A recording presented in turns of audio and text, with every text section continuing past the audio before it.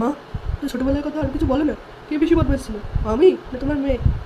বাবা, তুই খুব জানিছিস, তুই বেশি বদমাশ ছিলিস। তুই ওর গলার মতো আওয়াজ বের করে তোর বন্ধু বান্ধবীদের সাথে কত কথা বলেছিস। বাপরে বাপ, খুব কি না রেগে যেত তোর উপর। ওর মতো কথা না বলার কি আছে, তুমি এখনো পারি।